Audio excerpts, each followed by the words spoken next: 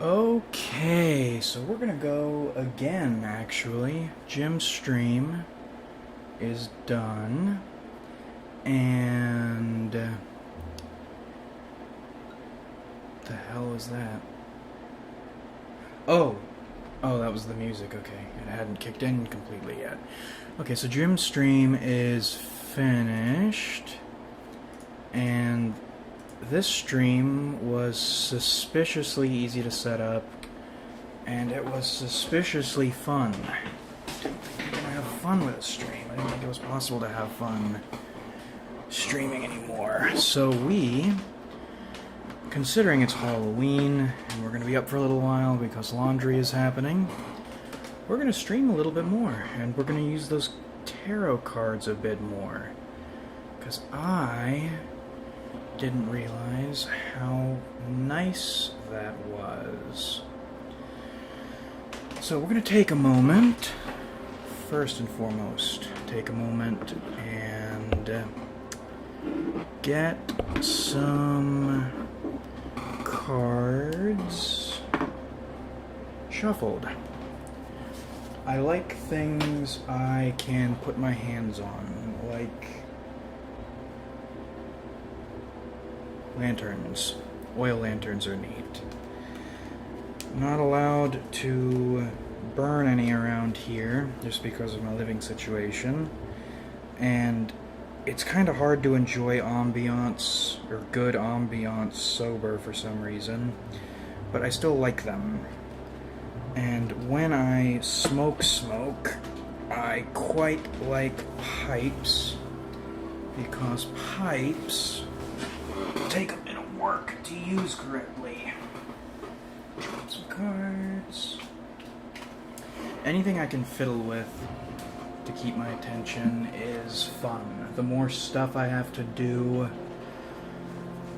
or the more components it has to keep it operating well, the better the process, the better I like the thing. Which is kind of why tarot is a bit neat. Because you have, I think it's 78 cards. Yeah, you have 78 cards just to screw around with.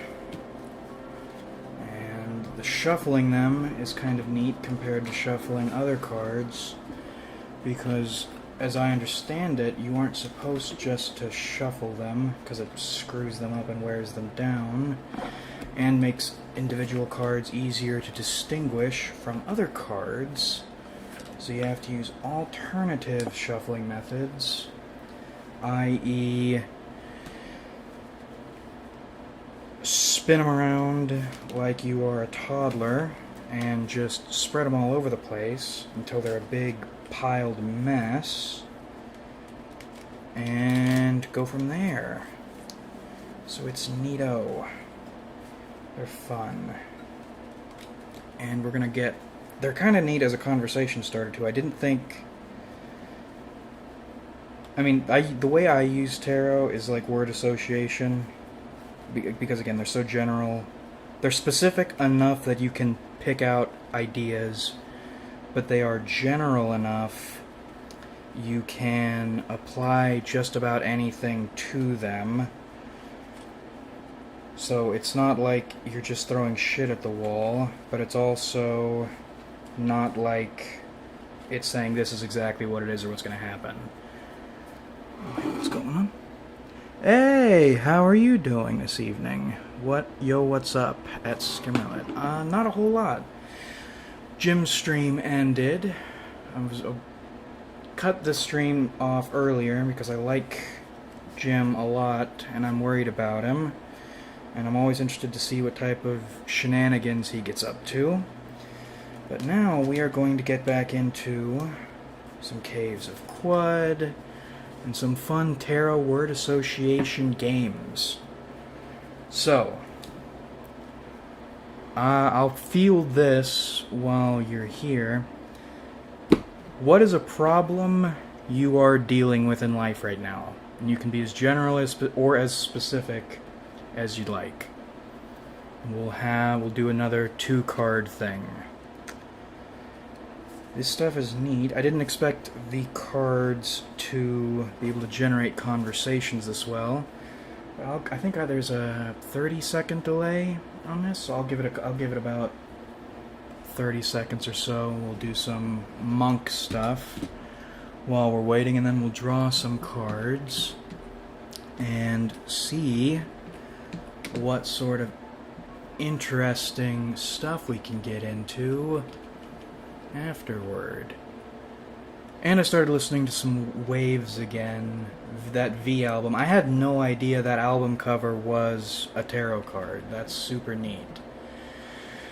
And now I want to think about that a bit more. Because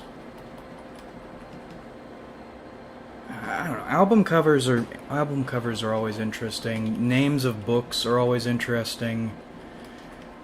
Why do people do specific signifiers and the signified and the sign and all that sign shit? That's like Chaucer, and is it Chaucer? I don't remember. I think it's Chaucer, and I know Derrida talks about signs a lot, but Derrida can go fuck himself. Ah, boy. It makes me feel bad, right? Because well, maybe it doesn't make me feel bad. The primary book I'm writing at the moment is just called Monkey Story. That's the title, and I think that's what I'm going to keep it as. I'd say a problem is that I'm not sure if I should take a gap semester for school next semester. You talking about Waves? Saw them last week, dude. Oh, shit. Okay, where were they?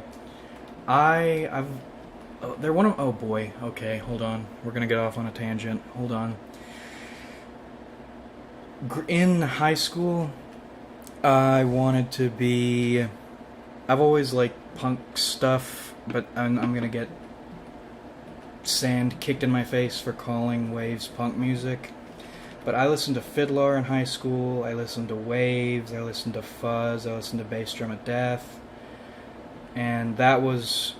I don't listen to a lot of music all at once, so I pretty much just loop their music going to school, driving to school in the mornings. That's how I would wake up, and I still always return to Fiddler's first album. Their second album, too, is good.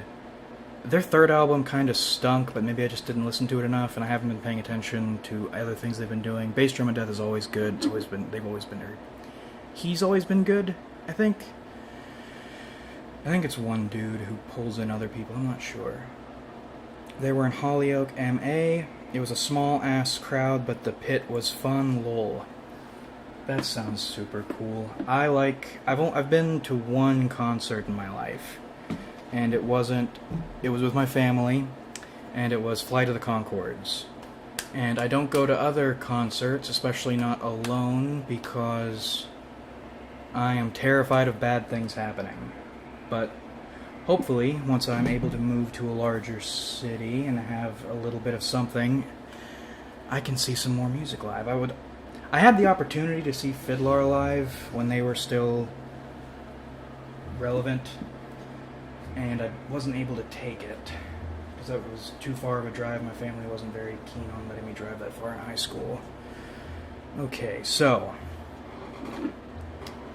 the problem is, I'd say a problem is that I'm not sure if I should take a gap semester for school next semester.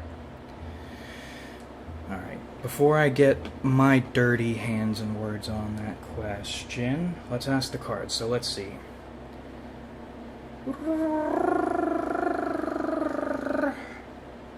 We'll go with this one. Nah, we'll go with this. We'll go,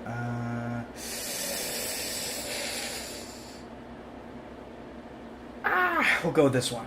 Okay, so this is card 1, and we'll go with... Shoot. We'll go with this one. It's card 2. Okay. Super cool. Alright. Shit.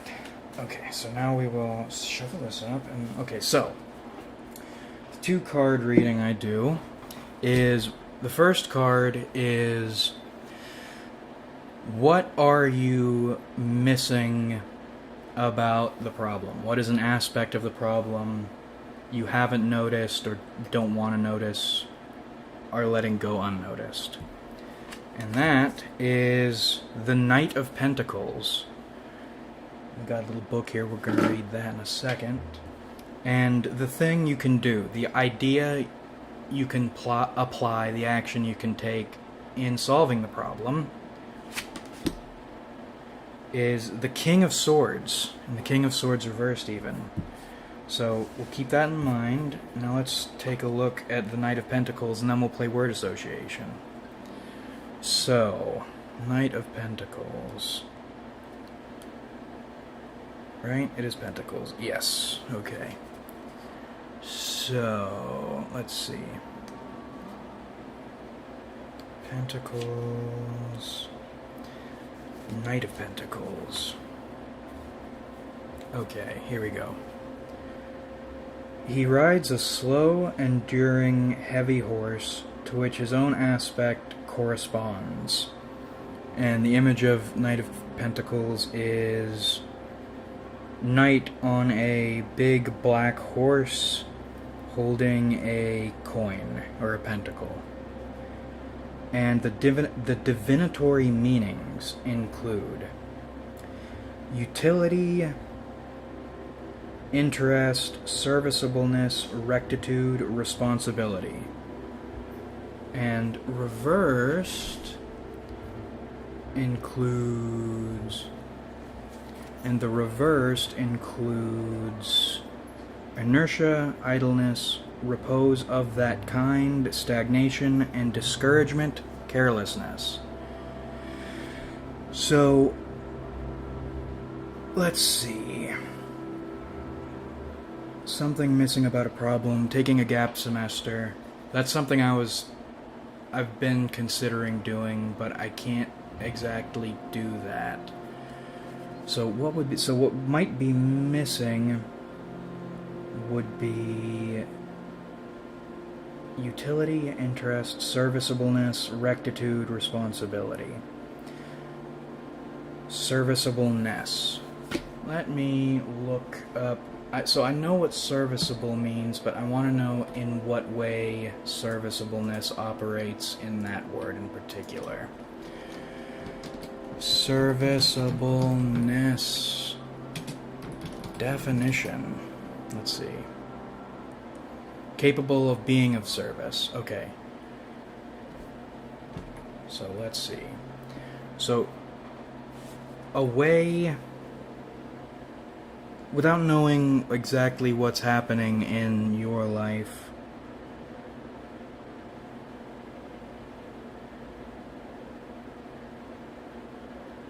is there something missing about, or is there an aspect of responsibility you're missing? That word sticks out. Is there something you're missing about rectitude? Is there a problem you haven't fixed, that you haven't noticed you haven't fixed? That's probably going to be the productive way of talking about it. Serviceableness. Utility, interest. Maybe a lack of interest, who knows? So, for me...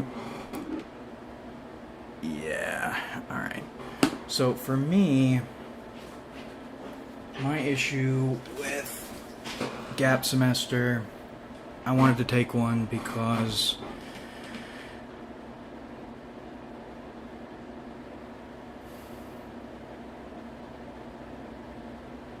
I'm getting, academically, I'm getting the shit kicked out of me. There are some courses that I just can't keep up with. I mean, I'm managing to keep up with some of them, but there are others, it seems like the more work I put in, the worse I do. But you can't do nothing. You have to do something.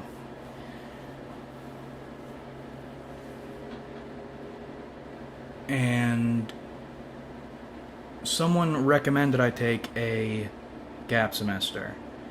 Or maybe, if not a gap semester, then an incomplete. Just to save my GPA. However,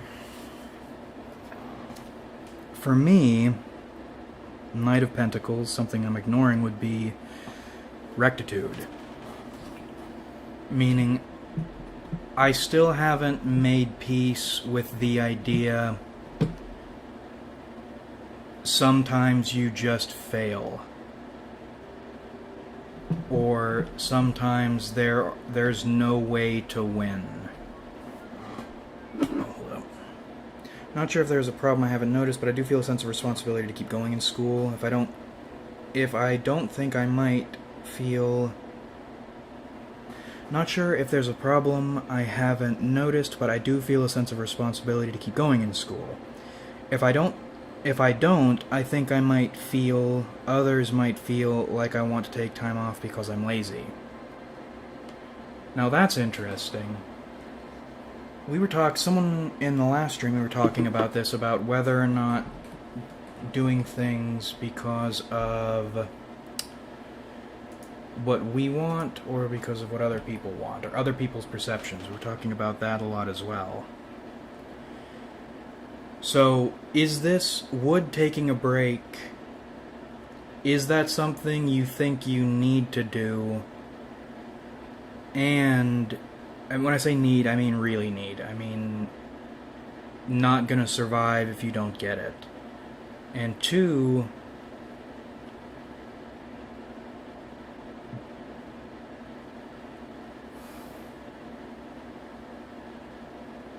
well, I guess two is one. If you don't really need it, then... If you do need it, then do it. If you don't really need it, then why do you feel... What's making you feel the need for a longer break that isn't laziness, because I suspect that isn't what it is. So we'll figure out the reasoning behind that. And the reason I decided, or I'm not taking an incomplete or a gap semester at the moment, is, well, the rectitude part of it. I don't think I can... I think it's better for me, in my case, to make peace with the fact that sometimes there isn't a way to win. Or no matter what you do, there are some people you just can't please. And unfortunately, sometimes those people have power over you. Often, those people have power over you. Hold up. So you're an INTP. What two functions are accentuated within your stack? Oh, you mean looping stuff? Yeah, so I definitely prefer SI, well, TI and SI. Those are the two functions that operate most in my life.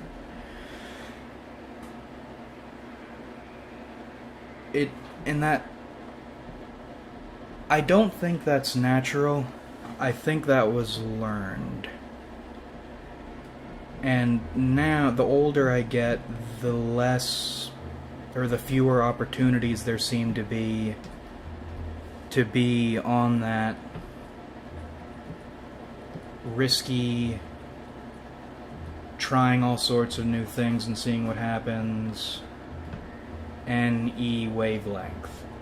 Because I tried that and it ended horribly, and it always ends horribly. And most of the people earlier in my life, whenever I would try to do something NE-oriented, would get shot down or discouraged from doing it in the first place. So, developed SI, have stuck with SI. You can't get away from your auxiliary function, it's always going to operate. However, I'm working hard on FE in daily life now. It doesn't come naturally, but there are lots of little things that I do and I feel good about. My job, for one, feels nice. I do not care for the bureaucratic aspect of my job, but getting paid to help people learn things feels good. So I feel good about helping people on that level, and I try to take extra and special care with people. And then helping classmates out and whatnot, I used never to do that, or if I did, it would be super selectively. Now I'm trying to extend help to people in my courses who need it, and giving them extra attention, and I feel good about that. But trying to fit in, trying to be nice and assertive at the same time.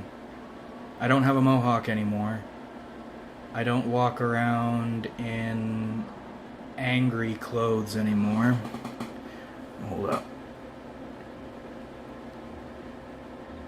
Oh, so you're very thin or skinny? That is TISI. No, I'm fat as fuck, dude. I'm 220 pounds at the moment. I'm not allowed to have a lifting bench. I'm not allowed to have any sort of large weightlifting equipment in my apartment because it's a dorm. It's very small. I mean, I guess I could try to fit it in here.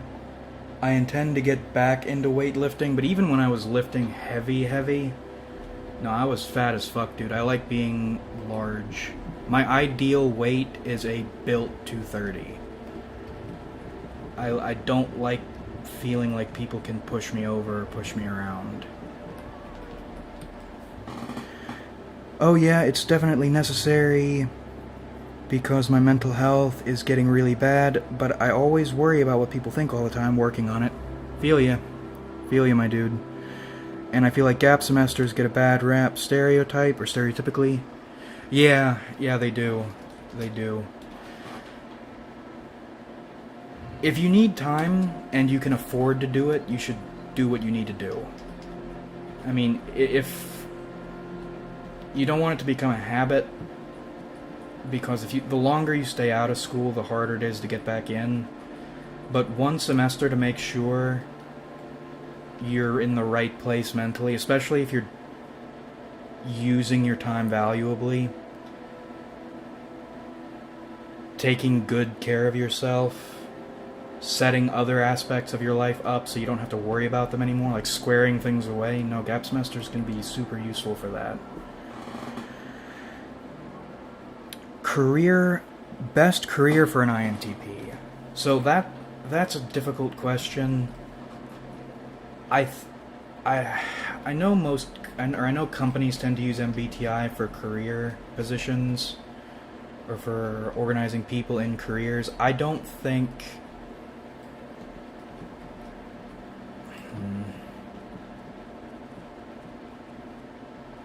let's take a minute to think about this. So I think ideally in your career you should be using your first three functions to satisfy your inferior function. So I want to get into teaching. And I want to get into teaching because I feel good when I give people what they want. And teaching lets me take information I've stored, connect it into valuable clumps, and sort through it for people, pick out the good stuff, then give it to them, hopefully to make them happy. So for me, that's what's best. However, I have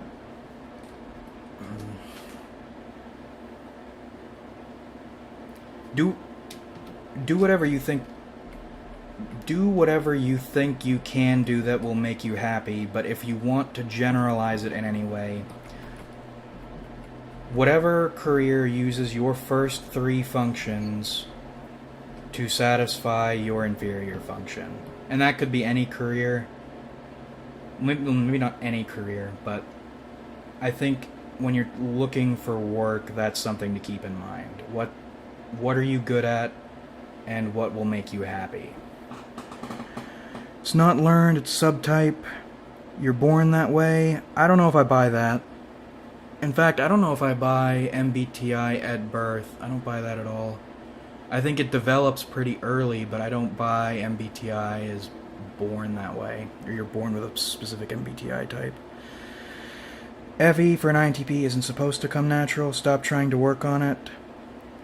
Do what you're best at, TI and SI. No, that's complacent loser speak. No. Part of MBTI, for me, and I think a good way of looking at MBTI is to identify what you're good and bad at so you can improve. Functions develop, I think your final function develops in your late 30s, early 40s is when it starts really coming online. But no, the reason you have MBTI is so you can figure out your strengths and weaknesses early and get good at them early. I want to have control over FE as soon as possible, which is why I'm working on it. Weight, if you consider yourself fat, you're not TISI, you're probably TINE. I don't... What?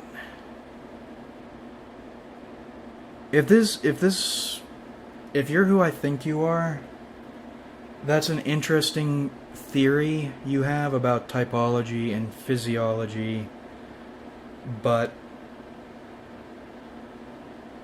no, that does not apply to my life at all. Hold on.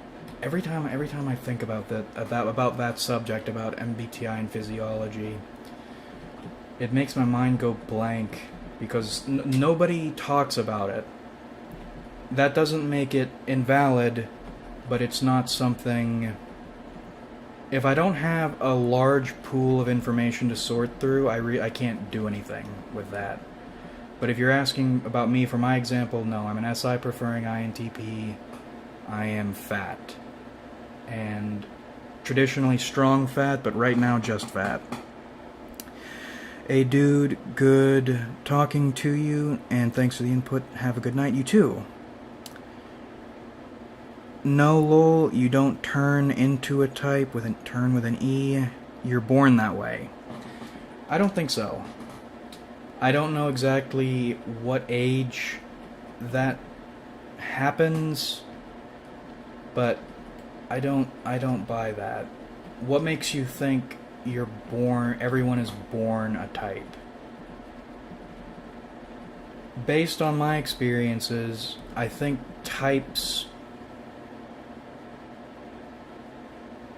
your type solidifies most in your teens.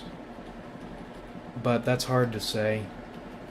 There isn't. That's another thing I don't see people talking about. I've seen enough people talking about it and giving their opinions. And I used to be of the mind type was genetic or born, but I don't think so.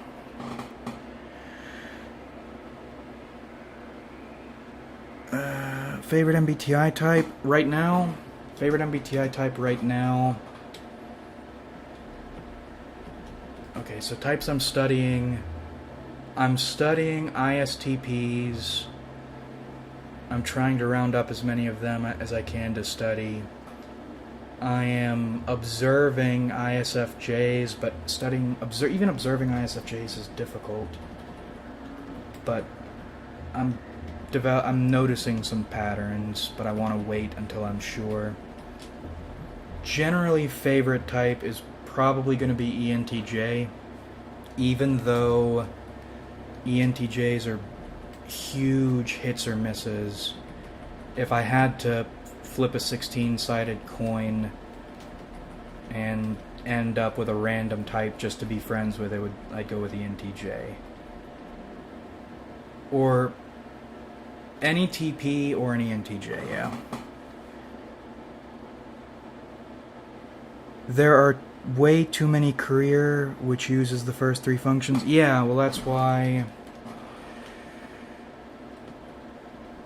I don't think MBTI is particularly good for career advice. I mean, it's good for delegation of labor in careers, or once you're already in a field, but just which career should you pick I don't think MBTI is particularly useful for that. Unless you want to go by stereotypes, in which case, if you're an INTP, you should definitely be into coding, you should be in engineering, you should be in science. But, again, that isn't the... I don't think that's necessarily true. I think I think... different aspects of different jobs appeal to different functions, but if you're satisfying your final function, you're probably best off. Or if you need to be more specific, then look for jobs that satisfy your inferior function, or look for jobs that can give you the means to satisfy your inferior function. Yeah, I agree with you. I don't think I was born INTP. Lol.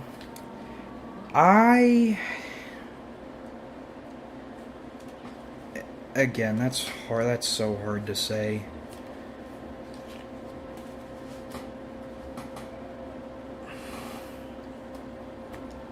Born INTP.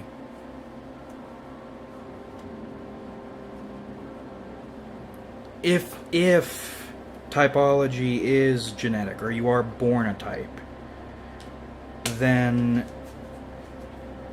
other people have so much influence over you that it obscures it until you are in your teens or even your late teens. So, in that case, whichever it comes from doesn't really matter because their end is the same. You can't really be sure of your type until you're in your teens or late teens. Either your circumstances influence you too much, or you just are that type. Or you don't know what to do with your functions.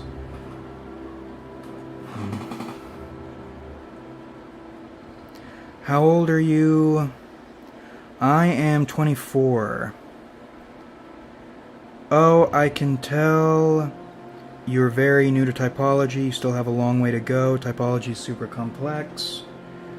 Well, I've been studying it for about 2 or 3...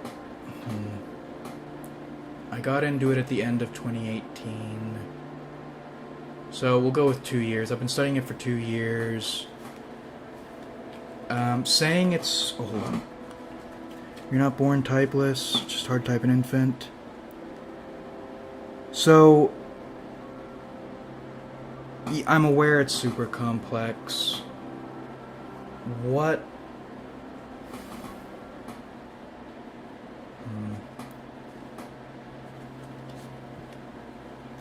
In which ways do you mean it's complex? Because if you're trying to link typology to physiology, I don't see people doing that.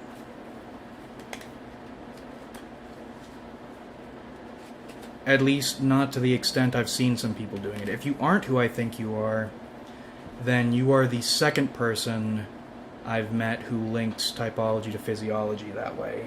So maybe that's a new pattern catching on. I agree with fate. I think you're born your type. Best types socially for relationships with INTPs. ESFJ, ISFJ, INTP, and ENTP. Worst types socially, relationships for INTPs, ENTJ, INTJ, ESFPs, and ISFP. It's not impossible to get along. The functions are not valued. So, no... So shadow type relationships are the ones typically you're going to develop the most in, whether it's a relationship or a friendship. And you develop specifically because the types are different. Now, the better they can line up, so the reason I say ENTJ is because Nemesis, or I use Nemesis TE, ENTJs use Nemesis TI, meaning in both instances what each of us is best at is what the other will tend to admire in other people. So right off the bat there's a lot to learn. Then moving forward, the further you move in, things get more difficult, because once you start working on your inferior functions, you kind of start going in different directions, but no. But ESFJs and ISFJs are cool. I like ESFJs a lot. I'd like to study them more. But for whatever reason, I'm focusing most on ISFJs, or trying to learn about them. STPs I'm trying to focus on, trying to learn about. ENTPs are cool, but they're boring. Other INTPs tend to be boring, or at least I tend not to like them. They get under my skin. Let's see. ESFPs are neat. ESFPs are a fascinating type. I have a hard time getting it's not that I have a hard time getting along with ESFPs, it's like we're aliens speaking different languages, staring at each other. I have no idea what we're supposed to do in those instances, but they're cool. I tend not to get along with ISFPs. In that instance, yeah, that one's really difficult. Because opposing dominant functions, demon functions, and then no common ground whatsoever to go on, and we want different things from each other. I have a hard time with them, but I don't dislike them. ISFPs are cool. I just clash with them, typically. ESFJ, definitely not the best. And ENTJ, definitely not the worst. Yeah. It all depends on what you want. The more people of the greater variety of people you have access to, the better off you are. The more people you have around you can trust, who are of different types, the more you're able to learn. Which is one of the things I'm working on in terms of FE, is building up a system of acquaintances. So I always have people to ask questions and learn from. And it's super neat. People can surprise you with cool stuff. I started liking ENFPs more that way. Because there are two main sorts of ENFPs, and I wouldn't have known that if I had just not studied them at all. Complex, for example, one function have way more meaning to than what's described in MBTI. The list of behaviorism for, let's just say, NE is long. Yeah. You can admire any type for their cognitive talents, but face-to-face relationships is not fun for types that don't value the same functions. I disagree with that. No, even ENTJs I don't get... We'll use ENTJs as the example here because I tend to get along best with them of opposing type friendships and relationships. Even ENTJs I don't necessarily get along with. I always feel like I'm learning from. There's always more to observe. You can sort through information and then apply it. And in that instance, ENTJs work best because I want to figure out how to incorporate TE into my life. I mean, I want to figure out FE first, but if I can figure out all the ways TE works, and figure out how to monkey see, monkey do some principles, even if I don't use the function, that would be ideal. And I completely ignored the main point of that point. No, face-to-face interactions with ENTJs for me are almost always fun. I almost always have fun with ENTJs. Since that's speaking broadly, I have fun in general with almost everyone from a type. And you can't really say that about most things, or at least I can't. Example, I can admire an INTP architectural structures, books or inventions. However, being a friend with one personally is hard. There's a difference between face-to-face and side-to-side relations.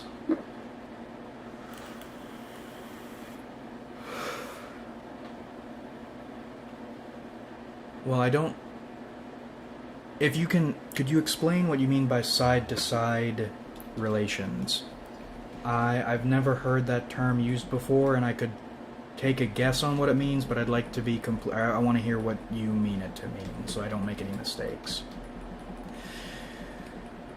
And in addressing that example, yeah, everyone has different experiences with different types.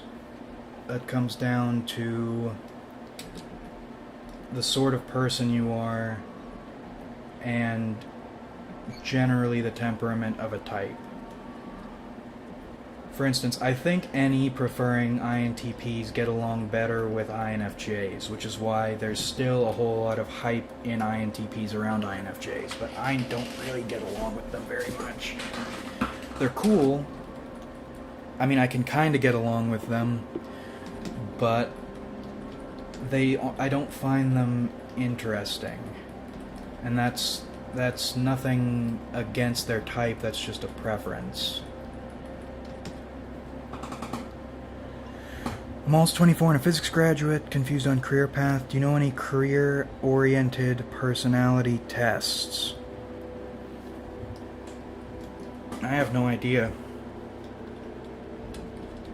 My career goals are built into my education, so that's never really something I've needed to think about. If you're a physics graduate,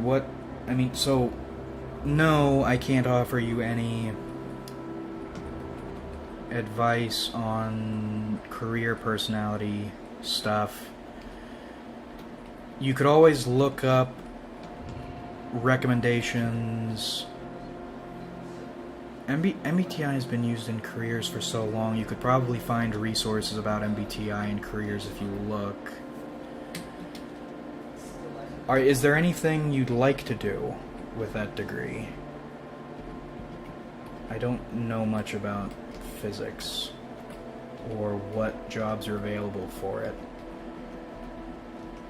but personally, I don't want to work a 9 to 5. That's one of the reasons I'm trying to get into teaching, is so I have the hours I want. I like having a flexible schedule, and I like people feeling good when I do a little bit of something to help them. Face-to-face relationships is close range, usually sexual relationships and friendships. Side-by-side is business or work relations. Okay, so then I'll go back up to your example. Example, I can admire an INTP, architectural structures, books or inventions. However, being a friend with one is personally hard. There's difference. Okay, so what is your type, and what are your experiences with INTPs? And we'll work from there. You sound like an NI type.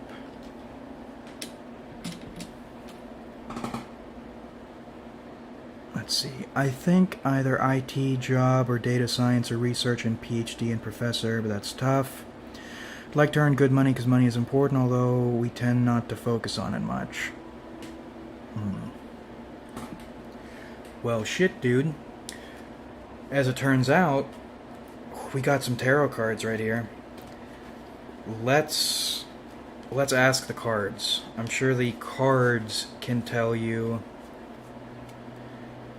I'm sure the cards can tell you what to do with your life. So let's ask them. I prefer not to give my type, so can I just make up for our example? What's wrong with giving your type? I mean, that's fine. I'm gonna take a guess. you sound like an NI type, but that's just a completely random guess. Make it up for our example. Not make up for it our example. Make it up for our example. Sure. Yeah, or just tell me. Don't even tell me your type. Just tell me your experiences with INTPs. Tell me about some INTPs you've dealt with. Don't name them. Tell me what you liked about them, what you didn't like about them, the contexts in which you knew them. Oh yeah, dude, I am dead serious with the tarot cards. You want career advice? You want to use a personality test to tell you what career you should choose? I think you'd be better off using tarot cards. And I can help you with that, because I got them right here. So let's do a spread. Let's do a 3-card spread. And the cards will tell you what you should do with your life, instead of listening to your instincts. I think that's a good idea. So let's see. Okay, let's spread them out. These are neato. You wouldn't believe the mystical and insightful learnings the cards will give you. So let's see. So,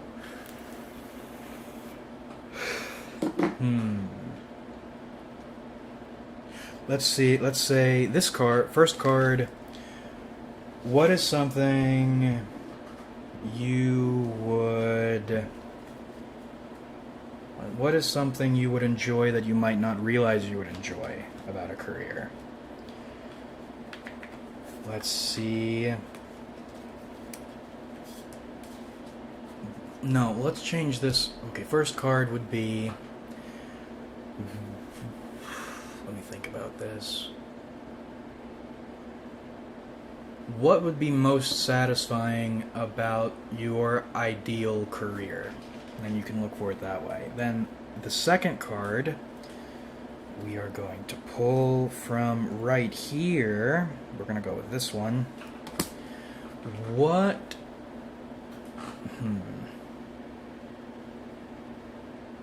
What are the responsibilities that career entails? We'll just leave it at 2 cards. 2 cards are enough to decide what you should do with your life. So, what would be most satisfying about the career? Oh, that's funny. And...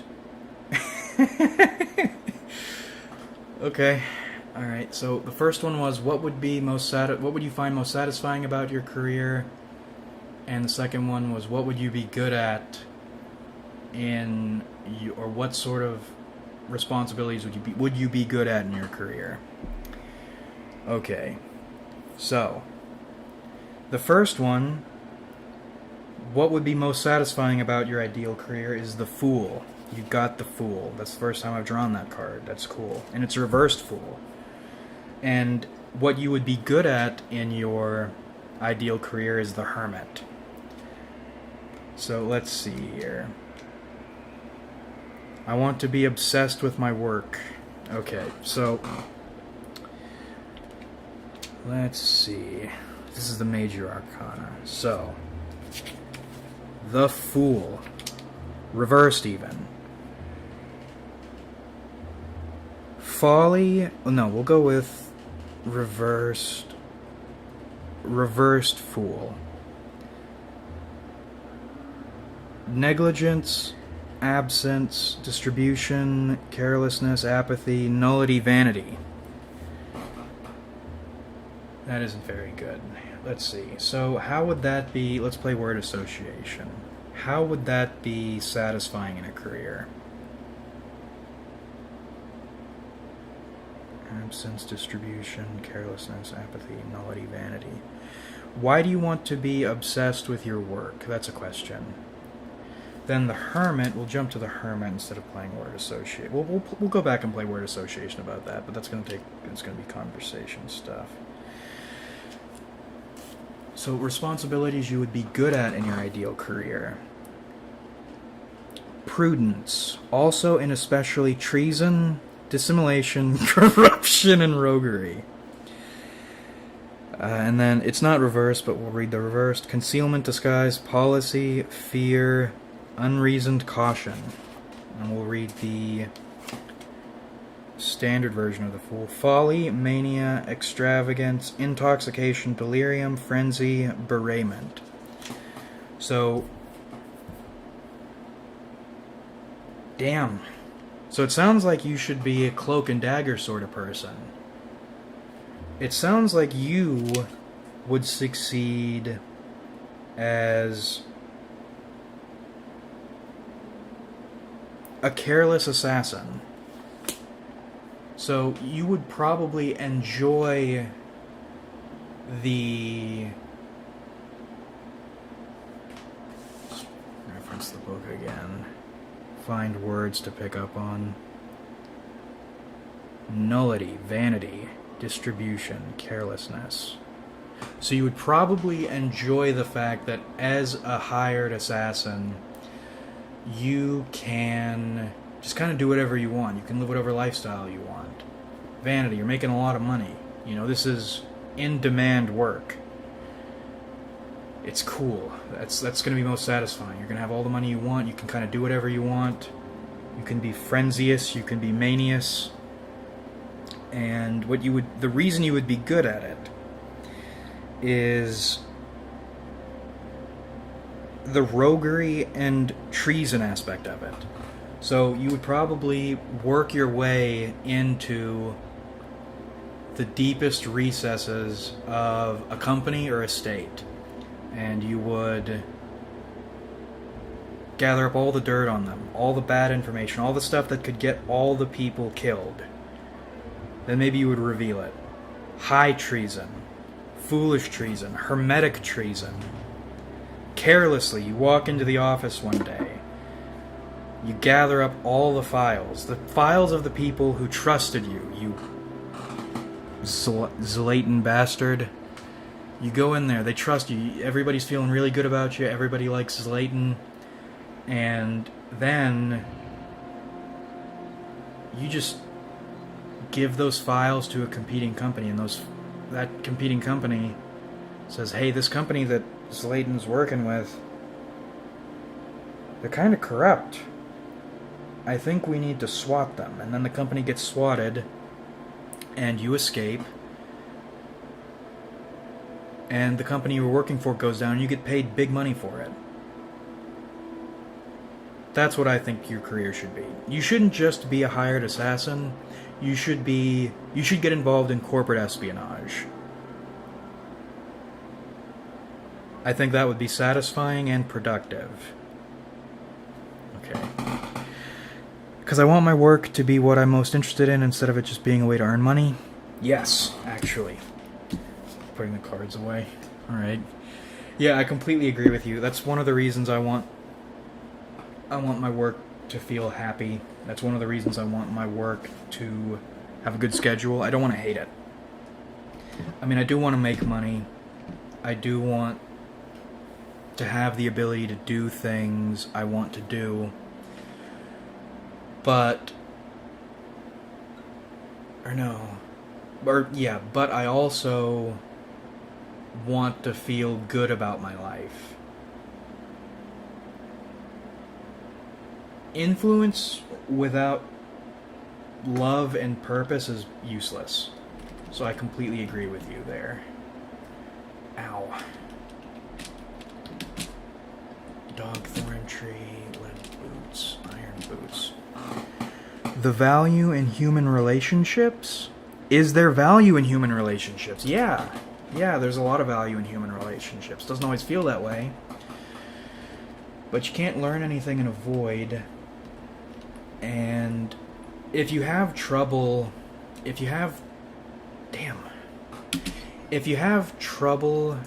seeing the point of meeting people and being friends with people, or even being acquaintances with people,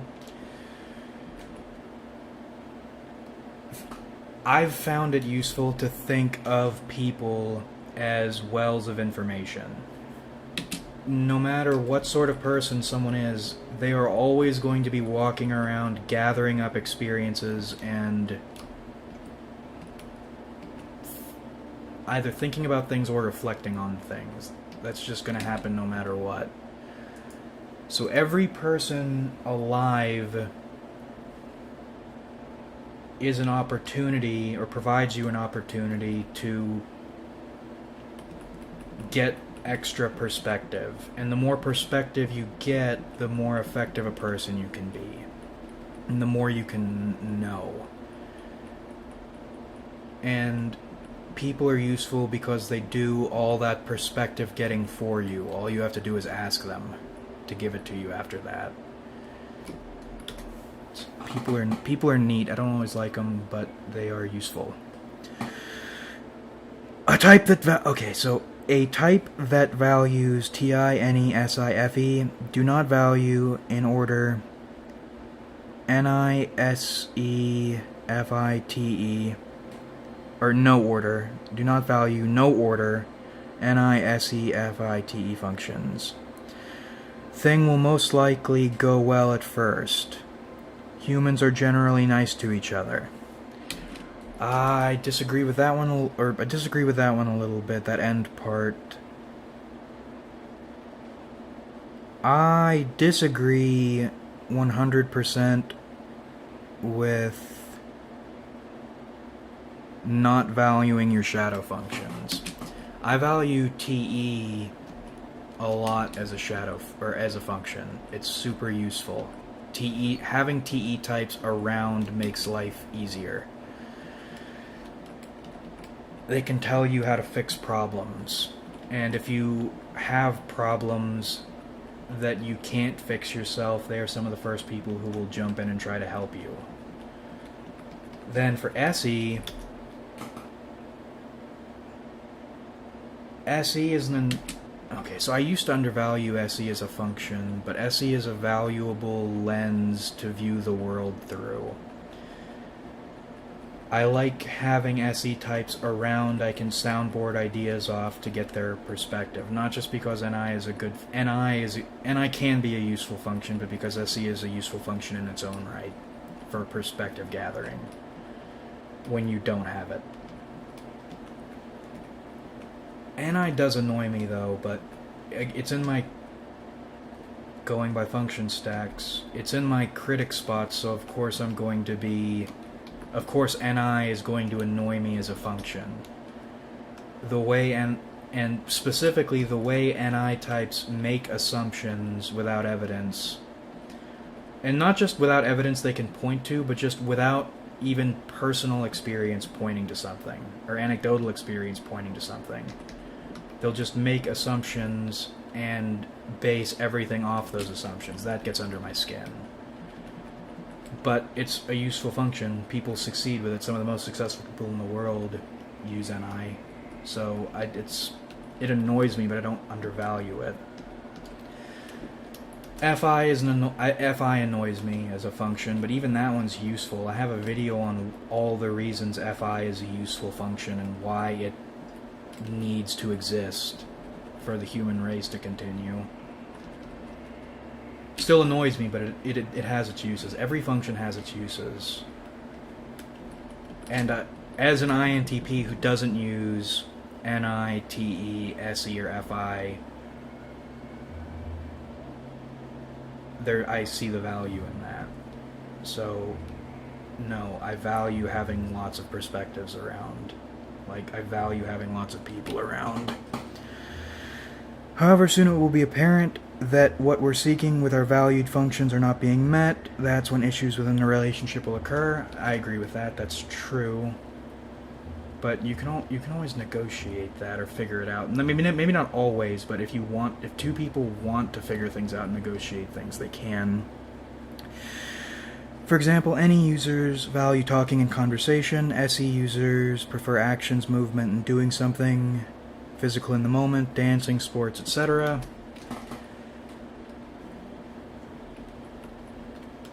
I don't use SE, so I can't comment on that, but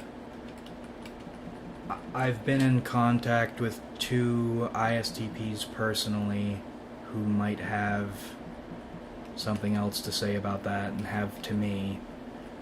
And there are a few... well, no. No, yeah, there are 2. There are 2 ISTP comedians who would disagree with that.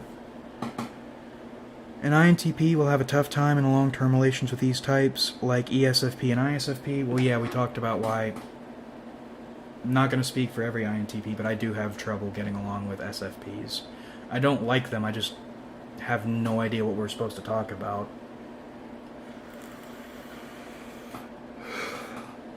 Versus STPs, I can get along with STPs pretty easily. I like them. But with FE, if you're an FE-TI type or a TI-FE type, you'll have a different sort of friendship or relationship with another TI-FE type than you will with an FI-TE type. You can't, with two TI-FE types, in my experience, you can't just sit there and analyze each other forever. That's a shadow function or opposing judging function sort of relationship. For me, in my experience, for two TI-FE types to succeed, you need to have other things going on, then you need to discuss what you think and how you feel about those things. With shadow functions relationships, or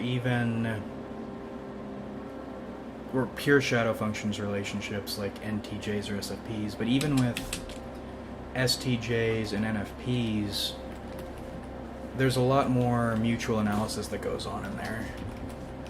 I have a good time speaking with them. Wish I knew NTJs. They aren't too hard to find. For INTPs, they don't value TE over TI. Yes, it is not as valued as TI. I agree with that. TI is my baby. TI is my absolute favorite function. I'm going to value TI over everything else. But that doesn't mean I don't see value in TE or am willing to give TE the time of day to see what it can accomplish in spite of whatever my TI thinks, or values even.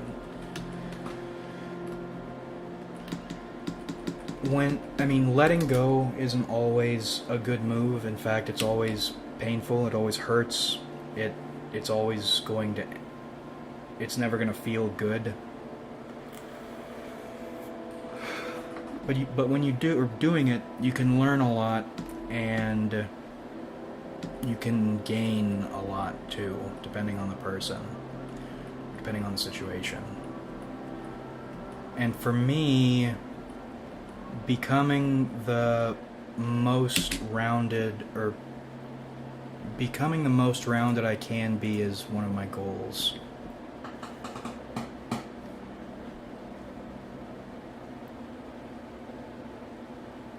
Now, TE for INTP isn't weak, it's just not valued, hence the title Thinkers.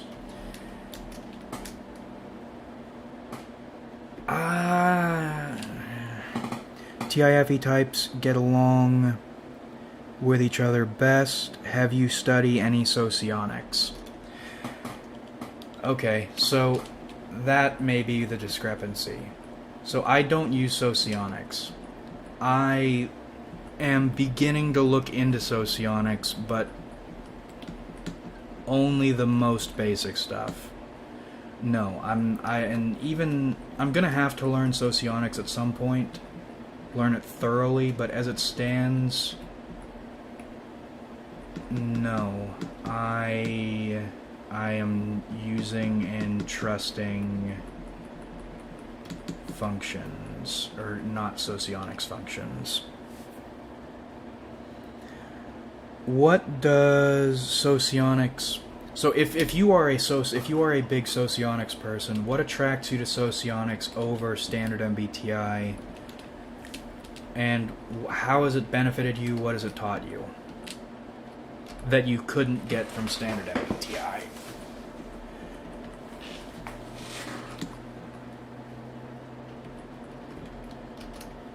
I'm gonna have to learn it, so I'm interested to learn. Say ESFJ is the worst match and ENTJ is the best match.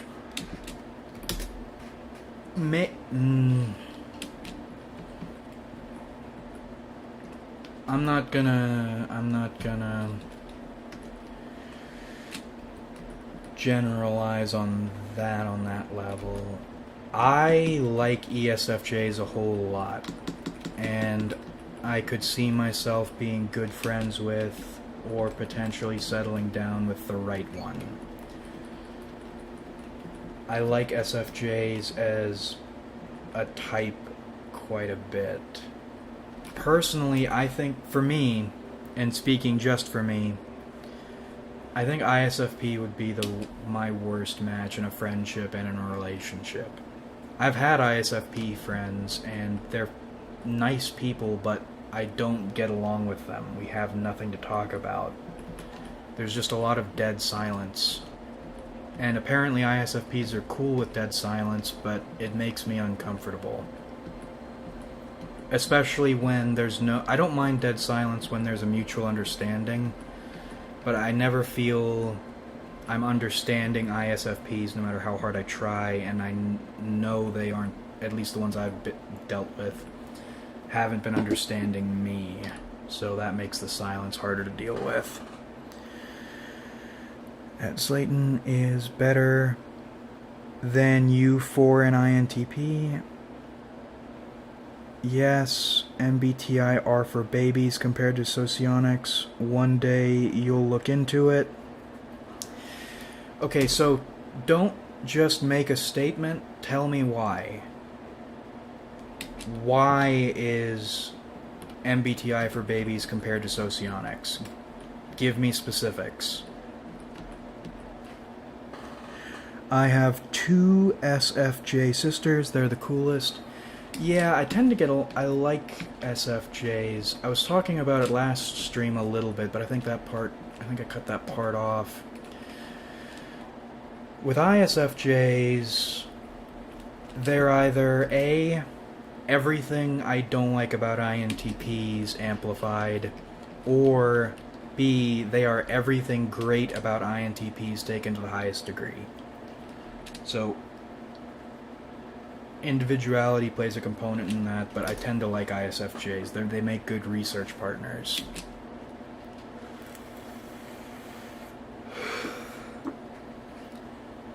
ESFJs, in my experience, they're like ENTPs, except more consistent and more socially aware. Now, I know everyone has a horror story about an ESFJ, but I've been fortunate. Most of the ESFJs I've known have been just phenomenal people, and maybe any preference has something to do with that.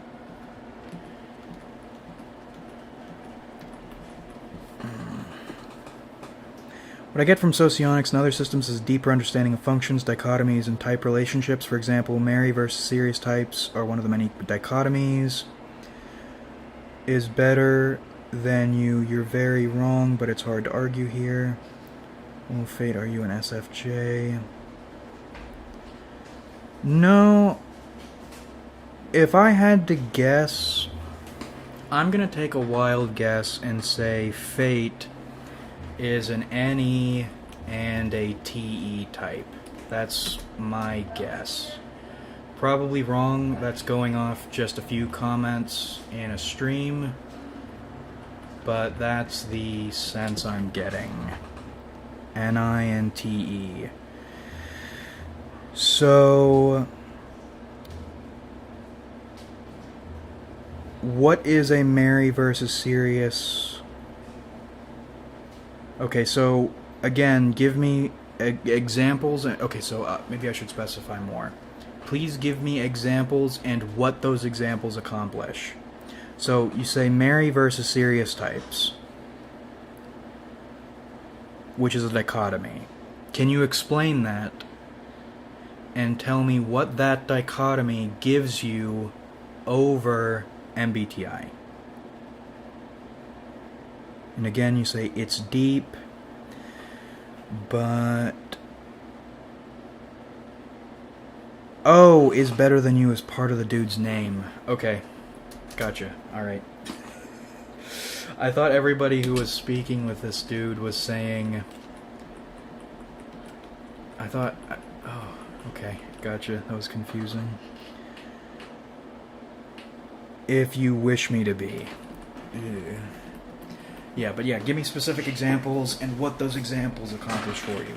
And then if you're feeling generous, how those examples, what specifically those examples give you over MBTI. Just saying, pointing at something and saying that's deep isn't helpful. But I'm interested in learning socionics, but it's not a pressing interest. Unless I know specifically what it has over it. What would I gain from learning socionics? Because it's...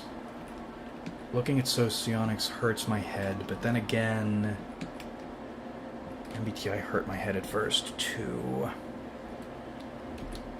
And if you can't give me an example, then I'm going to have to ask the cards. You're going to make me do this.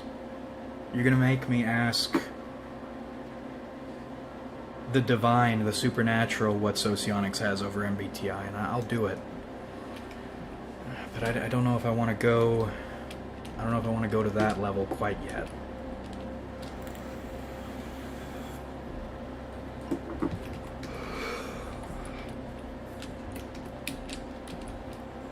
Love injector. Neato. Love injectors are cool in this game because... So I'm playing as a monk, right? I'm playing as a punchy monk. And using a love injector is essentially seeing someone who has something you want, then this tuniced up monk with a mouth proboscis. Yeah, proboscis, I'm pronouncing that right. Just runs at you and jams this giant syringe into your chest. And then you get really thirsty for the monk. The monk's name is Isomarco San Felicio Hamon. He's an ISFJ. And then you fall deeply in love with him, and you're just so thirsty for this tunic monk. And you give him everything you have. And he says, hey, just wait here for a second. And then he walks away, and you're so madly in love with ISFJ that you just stand there. And then in about an hour, you realize it was all a dream, and you have a giant injector in your chest. What do you think about or what do you think about ENFJs? I don't have good experiences with them, but that has more to... I'm placing that more on individuality or the character of the individuals than a type for now. I don't have many examples. The few instances I've had, or the few experiences I've had with ENFJs have been bad. We can talk about those a little bit, but I don't have a general opinion on them yet. Hold on. We'll read about the Mary types, and then we will talk a little bit about the... ENFJs are like shadow monsters, dude. So if INFJs are these shape-shifting Proteus bastards, ENFJs are the shadow monsters hiding under your bed who know Taekwondo.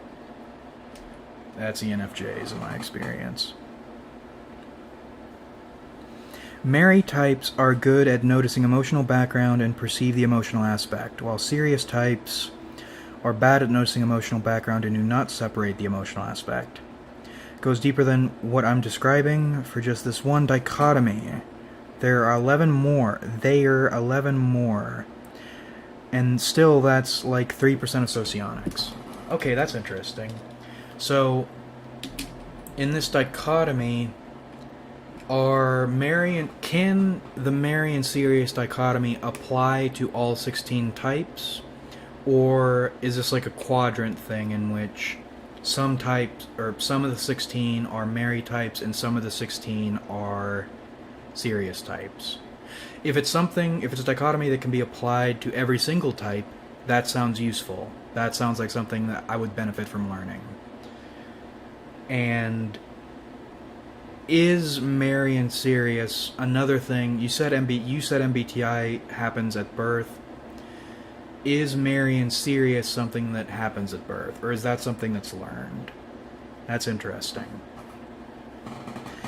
Socionics takes the dichotomies of the functions to the extreme. They try to be more exact, systematic, and formulaic with type relations. That's neat. Very neat. Socionics makes sense as a system, but not in how behaviors are exhibited in people.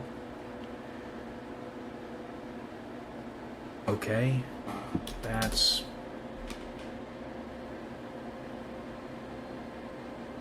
I need to think about that.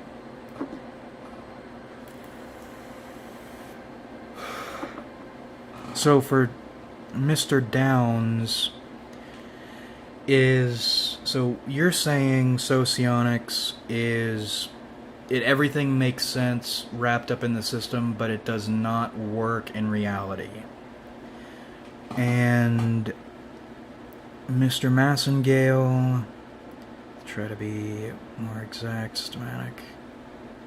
Socionics tries to be more exact, systematic, and formulaic with type relations. That's interesting. So that's one of the things it's funny, a couple days ago I was watching or listening to some of Michael Pierce's videos on socionics. And he was talking about how socionics is like an equation. So that's interesting. Okay, so while that stuff is happening, my experiences with ENFJs. And I want to make a video about ENFJs at some point. I want to have good info on ENFJs. I want to know that I know what I know. And I want to know enough or have enough positive experiences with ENFJs and like them enough that I can come from a good place when I make it. All my videos are negative. And even the ones that are positive still end up having a lot of negativity in them. So the least I can do to mitigate that while still talking about the things I want to talk about is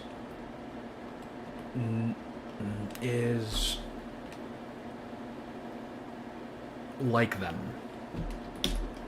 Or at least know enough about them that I can like them. That's the only thing that I can do to mitigate some of that negativity that's gonna happen. Delicious. Okay, so we're gonna mutate. Alright. Note, everybody can do everything. It's just the strength and value of that actions that socionics is pointing out. For example, an ESFJ will be one of the most merry personality types, while ESTJ will be one of the most serious types. These difference should be easily noticed if someone who know these types well. Okay, so yes, then merry and serious types can apply to all 16 types. Okay.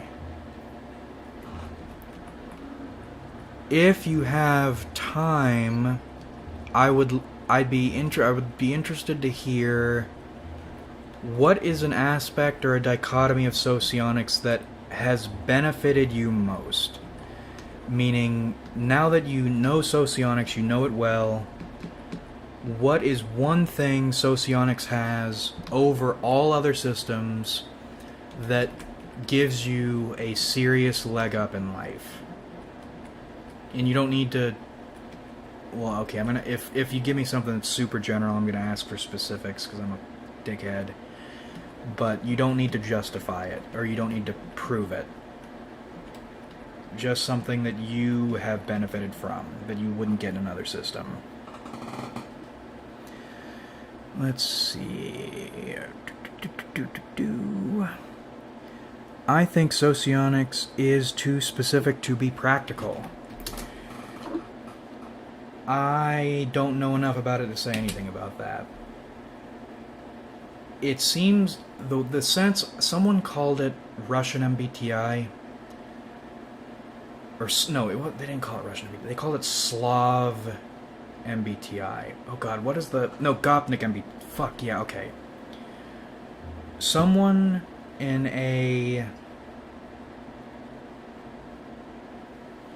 on an international femboy hypnosis sissification processing forum called MBT or Socionics Gopnik MBTI. And when I first started looking at Socionics, I could see why they thought that. Everything about Socionics looks hyper-specific, yet janky. And typically I like that sort of thing.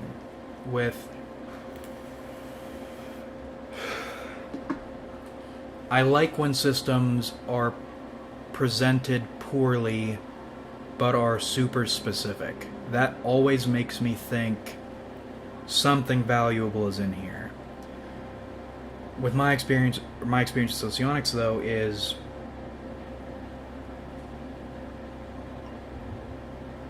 right now I have no incentive to learn a system that complex when MBTI is more than effective for my needs right now. So once my need develops more, I'm gonna get into Socionics.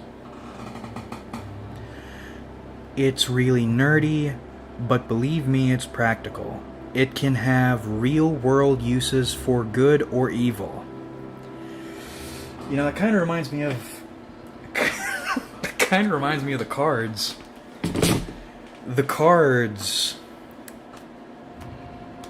The cards are really nerdy. But believe me, these cards are practical. And these cards, the divinations they speak, they can be used for good or evil. Now, fortunately, we are a...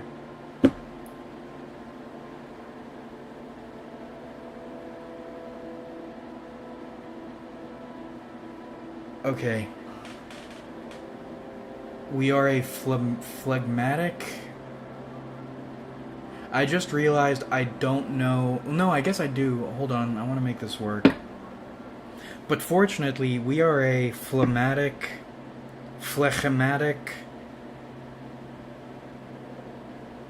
SPSP 6W9 lawful good EASY dash A Bay channel here. Is that all of them? Oh no. We could have gone with tri-type. We could have said...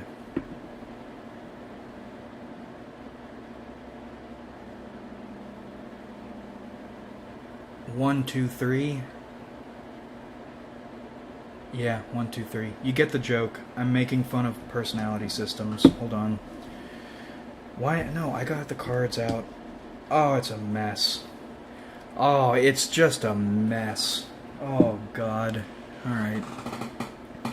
Socionics cares about whether a type's DOM function is a judging function or perceiving function, but just because two types have a DOM function that is perceiving or judging doesn't mean they act similarly.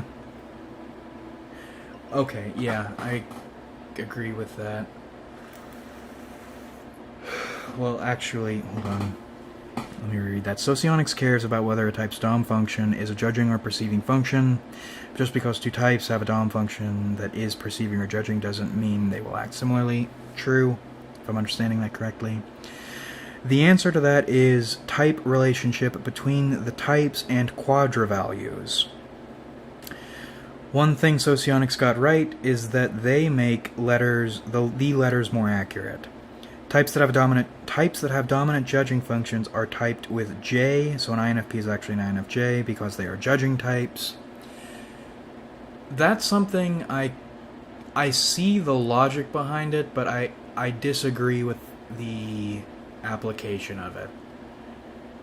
But I see why they make that change, and it can make sense. For example, I know to not get into any long-term relationship with what's called my conflictor quotes types. This is due to we not providing to each other what we're seeking from each other, functionally. If by conflictor types you mean MBTI's shadow types, we talked about it earlier, but that's something you don't need to be looking for, but if you want to develop yourself, it's good to look for. Mr. Downs, for instance, INFJ and ENFJ act similarly in their focus on organization, but Socionics says they're different because of their different orientation and dominant function. In their focus on organization, act similarly in their difference. INFJ and ENFJ act similarly in their focus. I feel like I'm having a stroke. INFJ and ENFJ act similarly in their focus on organization. But Socionics says they're different. But Socionics says they're different because of their different orientation and dominant function. Okay. Lol, actually, I do have disagreement with Socionics J and P. However, it's not important compared to their other findings. Yeah, actually, that's sort of how I feel about C.S. Joseph. That dude's system is solid. But I don't like his advice or the way he uses it. But he's worth watching, especially if you're new to MBTI, because his system is solid. I'm phlegmatic. Sure, INFJ and ENFJ in Socionics are compatible. What make them a little irritable to each other are the difference of their function charges. Not shadow types. See, it's so complex, lol. So, give me some example. Okay, so I'm an INTP. We won't reveal your type. I'm an INTP. What are my conflictor types, if they aren't shadow types? That's interesting. Are my conflictor types ISFP and ESFP? Because if that's the case, I do tend to have difficulties with those two types in particular. If that's the case, that would be interesting, that would be cool, that would be incentive for me to learn more about Socionics, because that's something Socionics has over MBTI. Mr. Downs, Sorry, man. Mr. Downs says, "Et fate wind.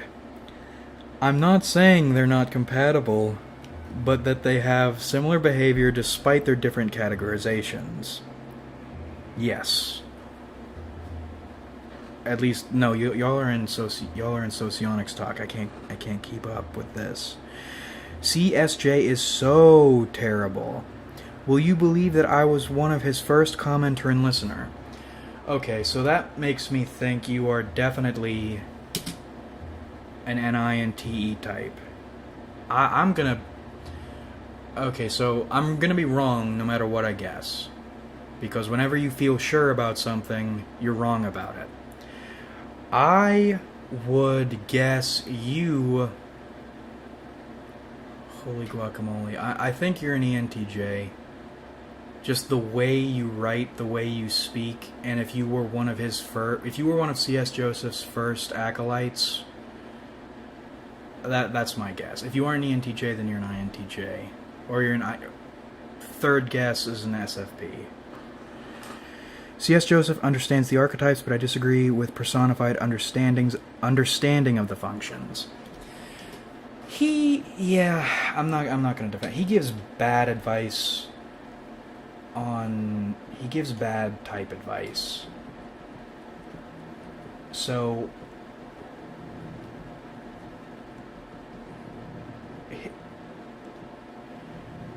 and it's difficult because some of the things he's not wrong about, but it's like he's so clumsy with the nuggets of information he's developed, he fumbles them. And on top of that, he's so arrogant. There's no room for learning. It's like he's never punched himself before. I mean, a bit of arrogance is good. A bit of arrogance is how you keep people from running over you.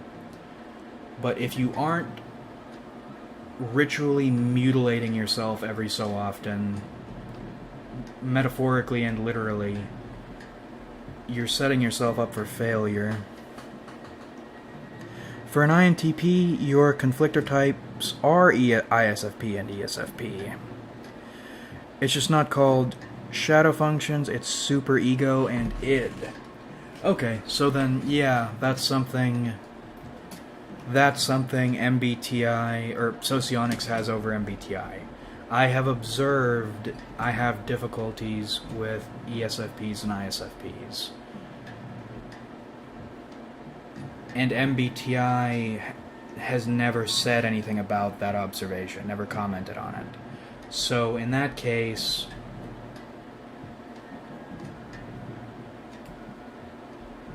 yeah, that's cool that Socionics does that. The way I figure out what information is good or bad is I take my experiences, my observations, and try to figure out, or take my experiences and observations, categorize them into patterns, and then I look for systems that explain why those observations are the way they are. Sure, makes sense. Some of CSJ first videos were alright, and I like that he recommended David Kiersey's book for beginners. Do you like Kiersey's book? I have it downloaded, and I've skimmed it. Kiersey's type indicator, the one that comes with is it the second book or the second edition of the book? Oh, I'm not going to comment on that yet. What do you think about that type indicator? Because, yeah, what do you think about that type indicator?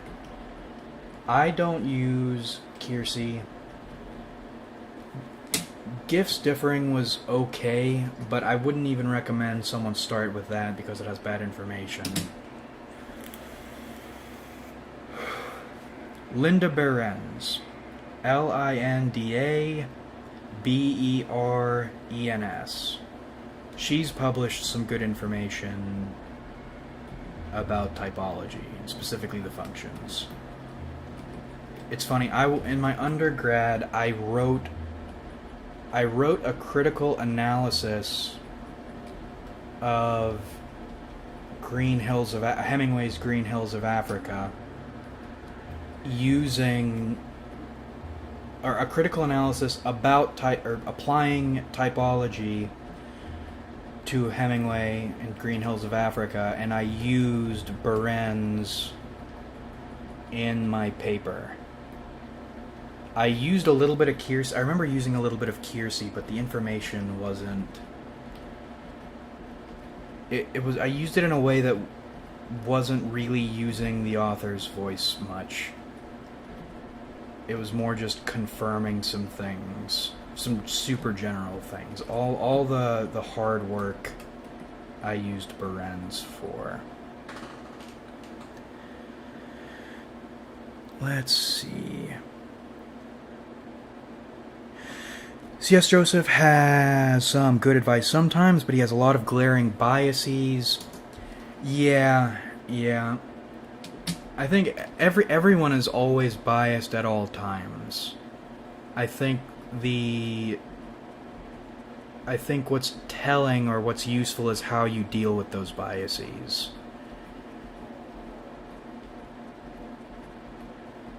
That said, god damn did Josephs give some bad fucking advice about INTPs.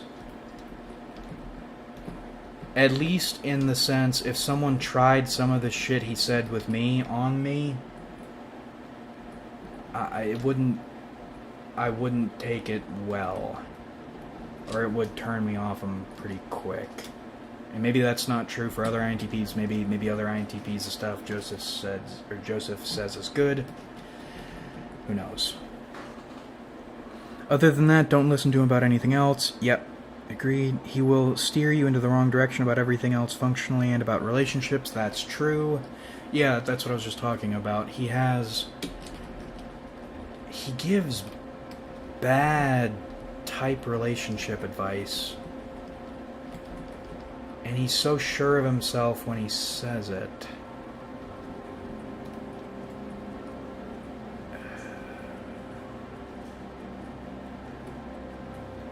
Hot tip here. So I know I give bad advice about types. The way to, or anecdotal information about types, the way to counter that is to frame it all as personal observations, because that's what it is. And don't take it, you gotta say, don't take it seriously, this is that. You gotta undercut yourself a lot. That said, my information, what makes my information superior to everyone else's information is that I use my information. I'm the one saying it, which that makes it right, of course. So, let's see. He hates David Kiersey. Arcadia the Lunar Fae. MBTI questions. Am I this lucky today? What's up? How are you doing this evening? Have you been introduced to our Lord and Savior, the cards?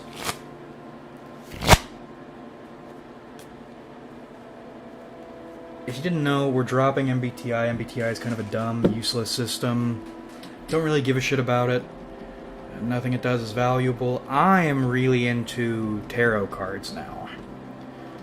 I have decided to base some of my life decisions on tarot cards.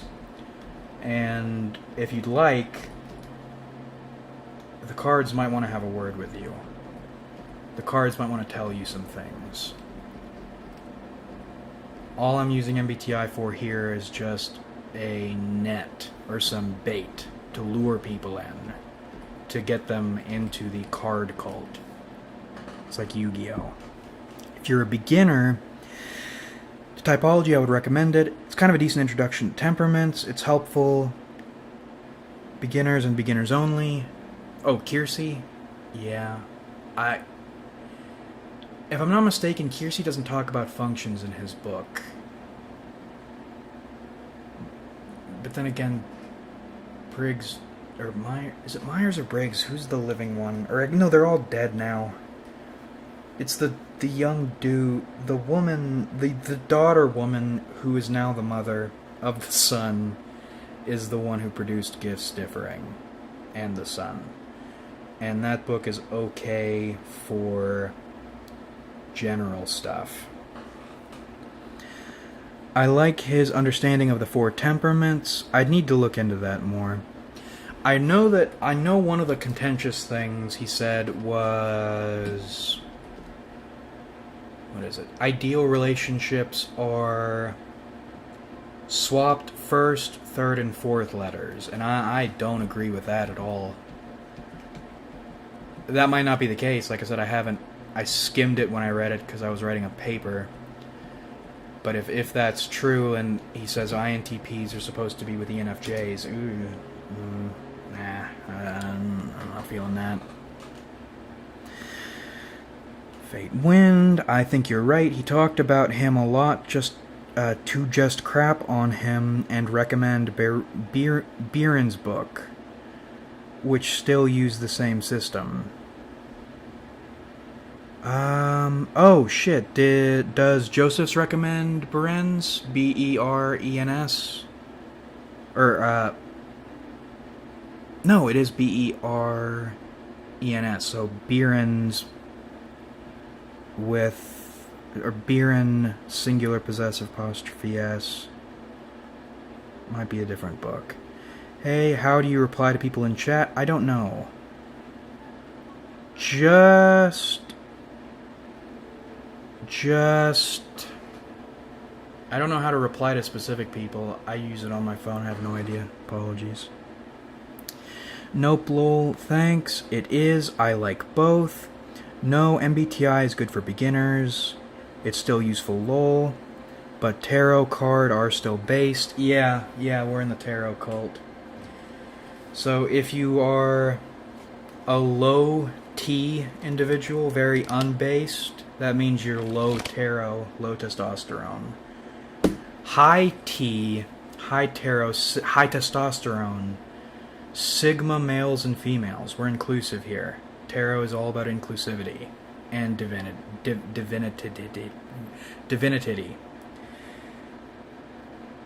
That's the ideal system. What cards do you feel the most connected to? What do you think best represents you? Well, actually, as it turns out, I feel... oh, man. I feel most connected to the Fool. You know, because it's like... what do I know? And we're setting out on a journey, and it's like every day is the beginning of a new journey. And I got a dog. I love dogs. God, I love dogs. I really love dogs. The Fool has a dog. I'm the Fool, and I'm the Fool because I love dogs. Also, sometimes I feel driven to walk off cliffs or jump from high places. But I really love dogs. I've been trapped. I was so mad about how if I try to find any ENTJ character to relate to, they're all evil geniuses that are chill. Damn. Let me think. Good ENTJ characters. Good ENTJ characters. Let's see. Huh. Are there any good ENTJ characters?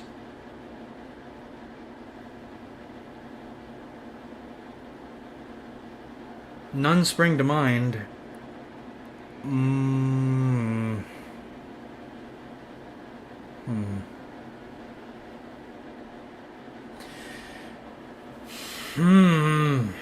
Okay.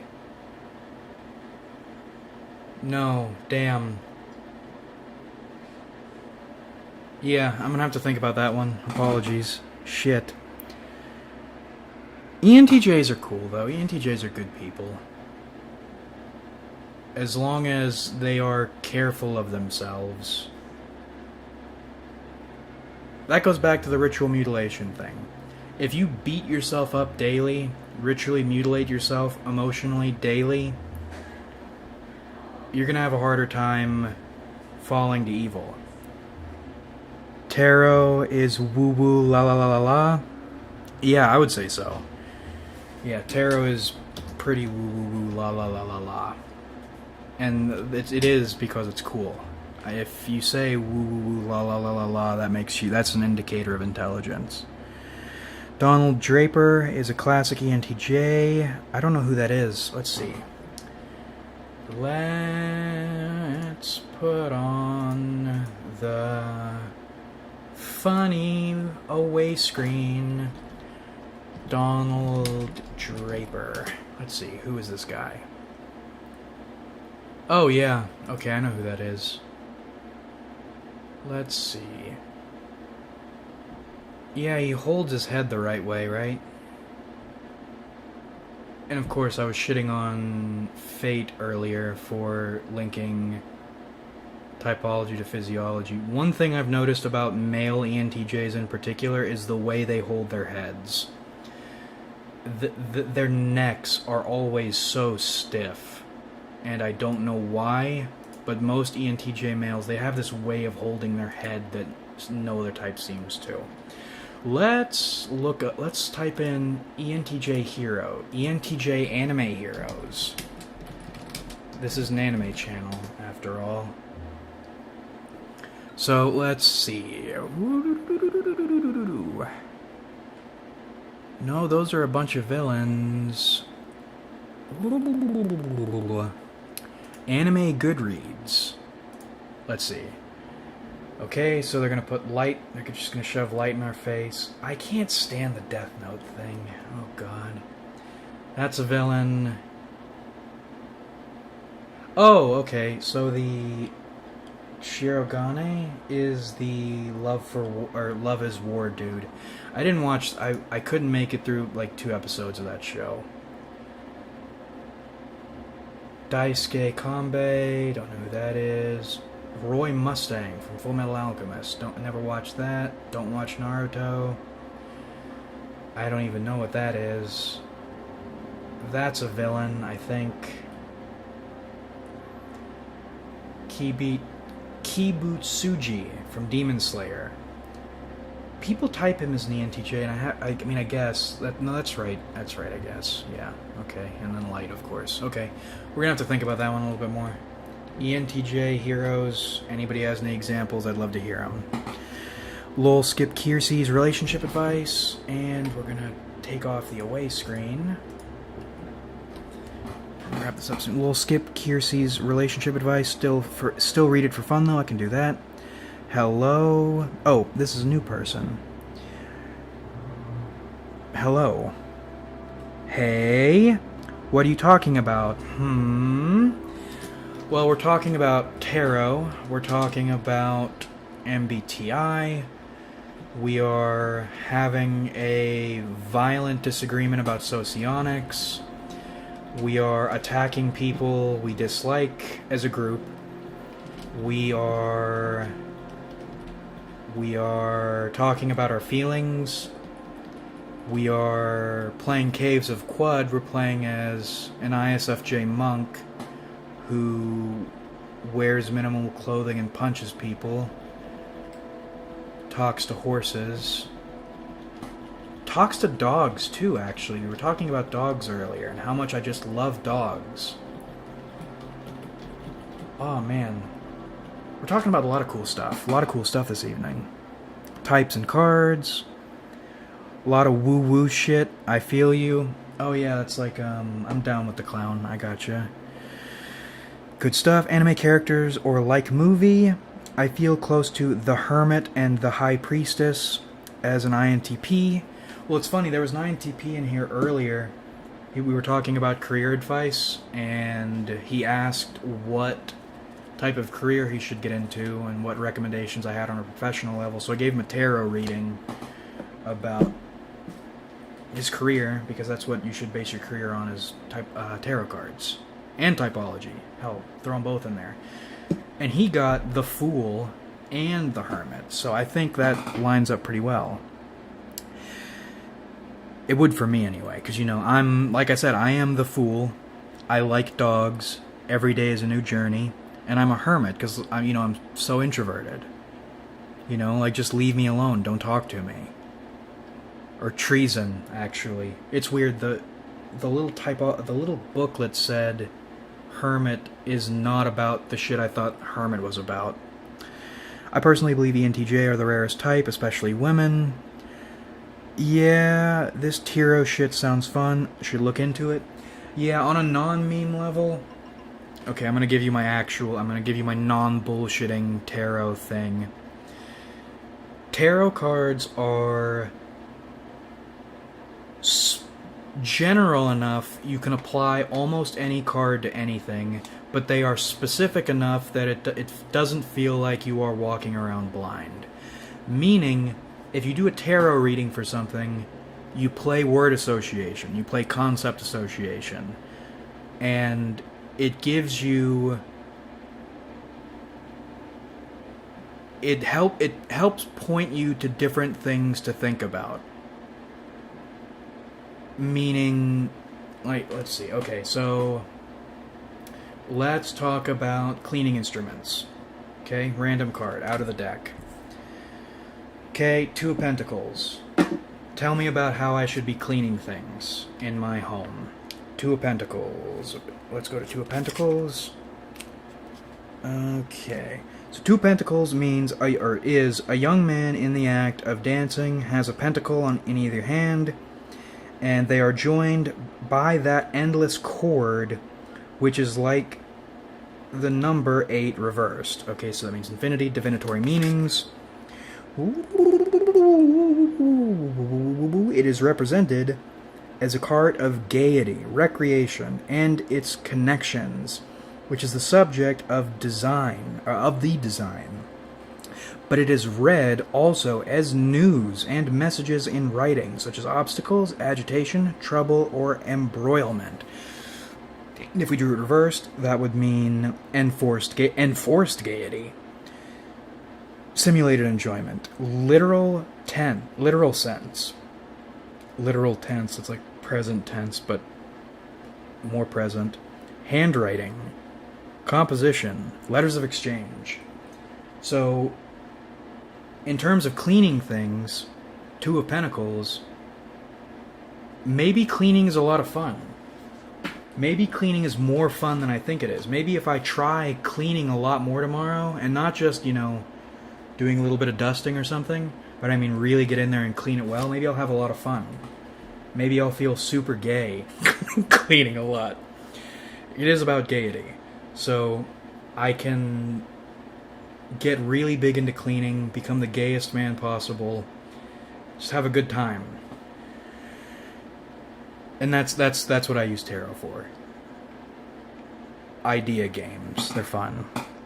And it is fun, actually. I really do. I have enjoyed having tarot cards around just to try to think about things differently.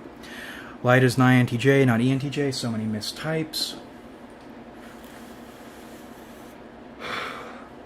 As one of the modern poets of our age, Mr. Sweatshirt said, "Don't care, still don't care." I think I heard that Reigen is ENTJ, I don't know who that is. Oh, from Mob Psycho. I'm gonna watch Mob Psycho. It's funny, Jim talked about it. I watched Tokyo Revengers recently. That was a lot of fun. Madara Uchiha is a decent ENTJ example. I love Reigen INTP. Makise Kurisu is INTJ. I don't know who that is. Hello, boys. Mr. Sooties. I like that. That's a good name, Mr. Sooties. So we have Fate, who we're going to call Fight. We have Mr. Downs. That's a good name. We have Mr. Sooties. Mr. Massengale. That's a really neat name. Sup. Soon there'll be dozens of us. Oh, okay. I like that. Mob Psycho is and poorly written INFP. Midoriya from My Hero Academia and Simon from Gurren Lagann are well-written INFPs. Now, what makes you think Midoriya... Does he change? Okay, so I read... Oh boy. So, My Hero Academia, this was years ago. Read the manga up to the point All Might kicks the shit out of the dude with the dampening quirk. The dude who has like a shark face, and he's supposed to counter All Might, but All Might just is so strong, he kicks the shit out of him anyway. I read it up to that point, then I stopped reading. If Midoriya doesn't change... What indicates he's an INFP? I always read him as an INFJ. or looking back on my memories of him, I read him as an INFJ. FE type, not FI. Okay. I like, and I tend to like INFJs who are SE, in touch with SE, as in something they think about, something they use, doesn't control them, and are TI oriented. In a way that, TI oriented in a way they can change my mind on things. And for me, I always know the difference between a sharp INFJ and a not sharp INFJ, in that a sharp INFJ will manage to get close to me, to the point I am listening to them and wanting to hear what they think about things, and then, out of nowhere, bam, they change my mind on something. And often, they do it without saying anything. That's when you know an INFJ is sharp. When they can get close to you in a way that you won't notice they're doing it, and you like or want their advice, and when they change your mind, they are subtle about it. They're so good at what they do, they can change your mind without needing to say anything. The more an INFJ needs to speak, the less sharp they are. So the INFJs I like or try to keep around or try to meet are ones who are very good at what they do. And fortunately, I think the way my channel used to be, a lot of my old videos are INFJ bait. So I've had the good fortune of having a bunch of bitter, angry, sharp, smart INFJs around in my life. So that's very cool. Let's see, Shark Face, are you talking All for One? No, actually, I'm not talking All for One. All for One is the hand-faced guy, right? He has the hand on his face. No, Shark Face dude, I wanted to avoid saying the really big black guy, because that description carries some connotations I want to avoid, but he's a really big black guy, and his skin is made of some kind of dampening substance, so All Might is supposed not to be able to hurt him, because any punch All Might throws, the dude's skin is going to absorb. But then, because they're in the dome, if I remember correctly, it's in a dome. Hand-faced dude shows up. It's his first introduction. I don't think it's All for One. I think All for One is supposed to have like his own Midoriya with other hand-faced big, hand-faced small. They're in a dome. They're on like a class trip or some shit. Then Suppressor dude shows up and says, "Hey, you can't hurt me." And then All Might kicks the shit out of him. Your voice is so soothing. Thank you. Thank you. That's very sweet of you.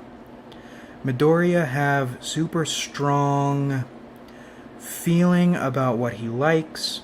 For example, heroes and One for All. He cries along and super talkative on specific subjects. He's value FI and any INFP. So I would need to go back and reread it. I'm not going to do that, but if I were to go back and reread it, I would say he seems to alter himself a little bit too much around others to be an INFP, or he worries too much about other people to be an INFP, which isn't to say INFPs can't worry about people, but Midoriya seems to be controlled by it a bit more, which is why I would say INFJ. But then again, I haven't read it in years, so, and I'm not gonna go back and read it. I liked it a lot. Oh boy, okay. I'm raising my hands in a self-defensive way. I liked it better when it wasn't popular. Now we'll move on.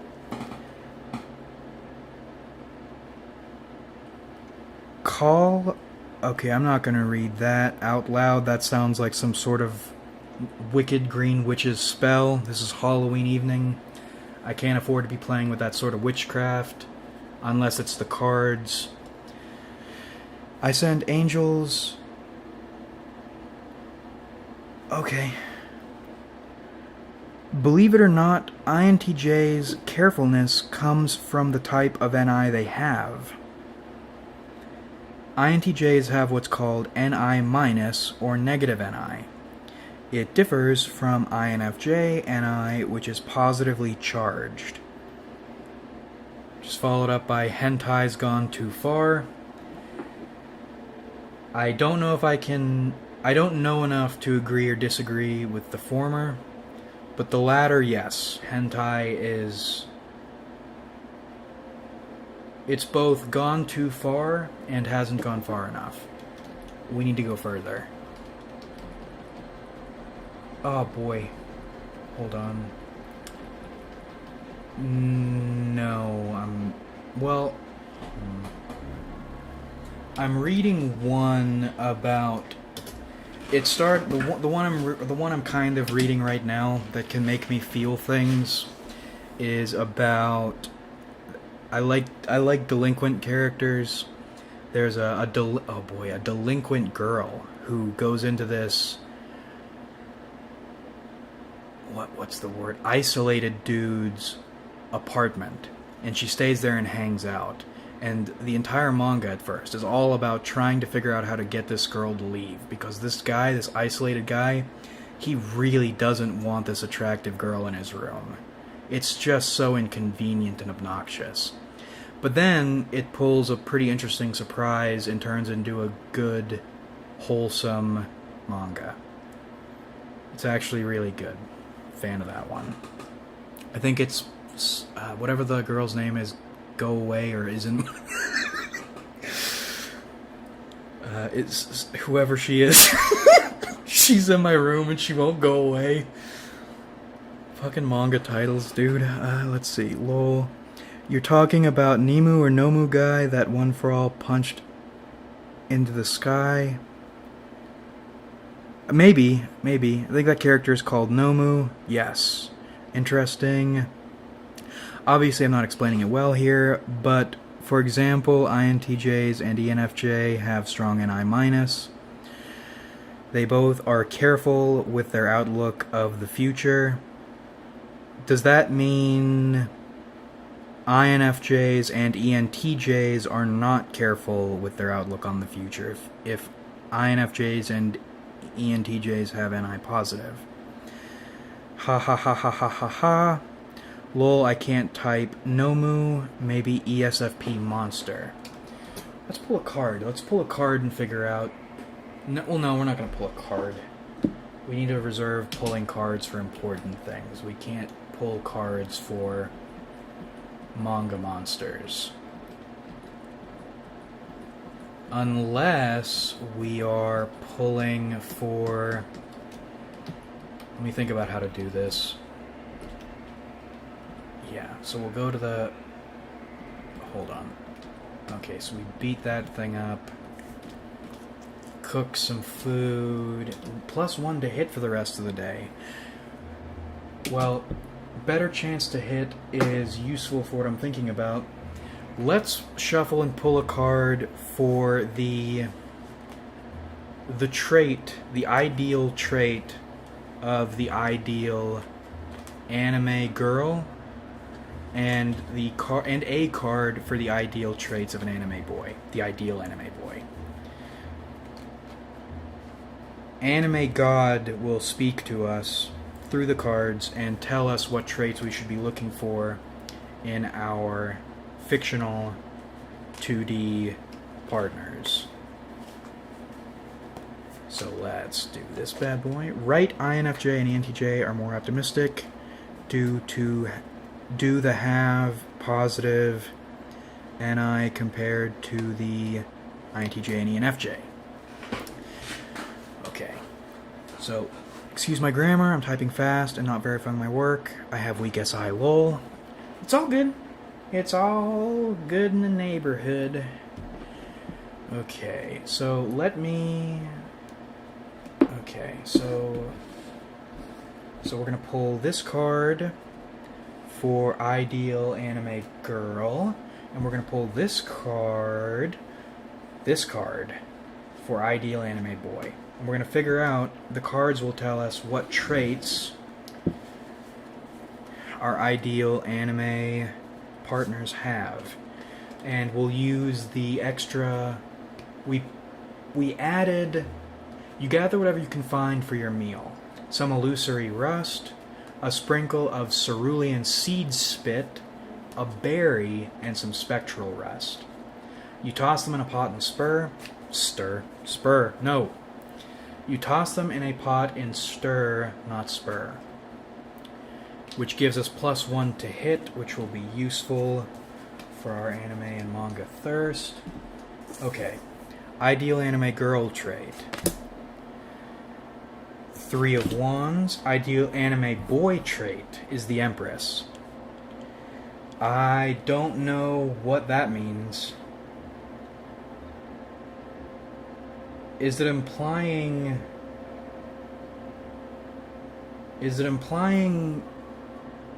Wait, no, hold on. I was about to say that... No, if we had reversed it, if it were best... No, hold on. No, this is tying knots in my noggin. Okay, so best anime boy is the Empress. Is that saying tomboys are the best? If that's saying... Yeah, so if that means best boy is best girl, i.e. tomboy, and we can infer from this childhood friend, I can't argue with that. You know, we've kind of been joking, we've kind of been shitting on him, not MBTI. Well, I guess we have been shitting on MBTI. We've been shitting on a lot of things. This is a very shitting on things sort of channel. We've been shitting on tarot, but that might be true. That is probably the most accurate thing I've ever heard. So let's read what the Empress says. This is the sort of anime girl you should be looking out for. And then we'll go into anime... No! This is the best sort of anime boy. You see, this is so... This is... You said socionics is complex. This is actually really complex. This is so complex, it's turning my brain into a salty little pretzel. Let's see. 3. So best anime boy, his best trait is the Empress. Fruitfulness, initiative, action, long days, clandestine, the unknown, difficulty, doubt, and ignorance. Reversed, it means light, we just talked about him, truth, the unraveling of involved matters, public rejoice, also, according to another reading, vacillation. I'm going to have to look that word up. I think I know what that word means, but I can't describe it, so that means I don't know what that word means. So let's put this on. Now we'll look up vacillation. Vacillation definition. Let's see. Inability to decide between different opinions or actions. Indecision. But that's for reversed. So, and we got this one up right. So best boy, if I'm understanding this correctly, best boy is light.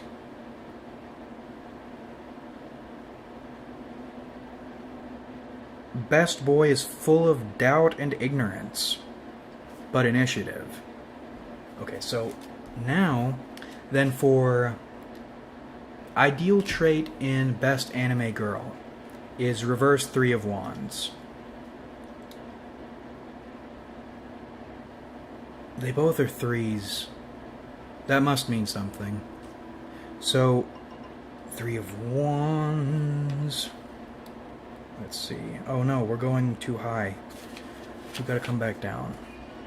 Three of Wands, okay. A calm, stately figure with his back turned, looking from a cliff's edge at ships passing over the sea. Oh, I didn't even see the ships. That's cool. 3 staves are planted in the ground, and he leans slightly on one of them.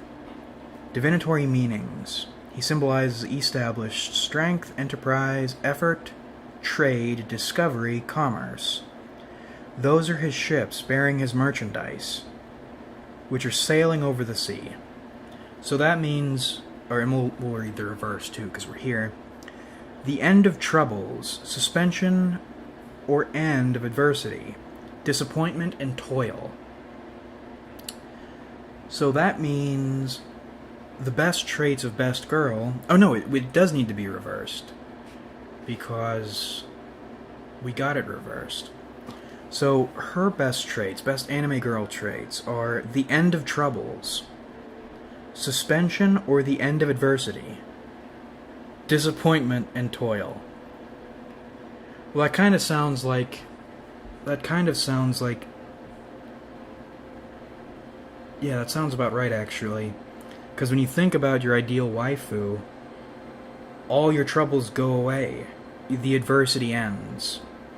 But then reality sets in, you snap back to reality, and you're filled with disappointment and toil. After looking for your ideal waifu, you need to get back in your wage cage. In fact, I think that warrants... Let's get dabbed on for a second. Hold on. Let's just get shit on for a second. Neat anthem. Oh no, okay, that isn't the right video. Is it the right video? Oh yeah, well no, it's kind of the right video. It's not exactly right. I wanted the shorter one. Dance wagey. Dance wagey dance. There we go. How about that? This is painful. This is what happens after you close your browser, you stop looking at manga. This was my life in 2018, 2019. Food service.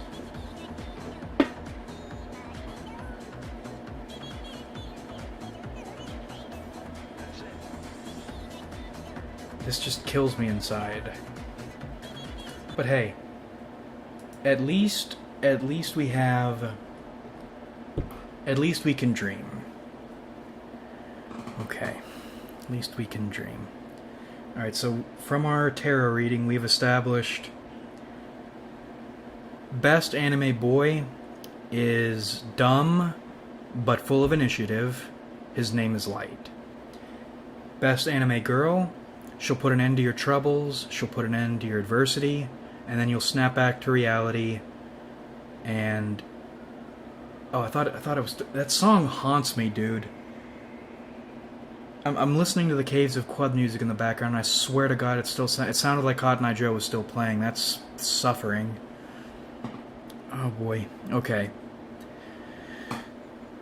Okay, let's see. Uh-oh, shit's got serious. Yes, that's true. Shit did get serious. But the cards have told us... Frankly, the cards have told us what we already know. I.e. Return to disappointment and toil. Get back in your cagey way... get back in your cagey wage. Yeah, okay. Let's see. Did you know most anime women are ESFP and ISFP? There's a reason for this. It's due to Socionics quadra values. Well, yeah, no... Okay, going...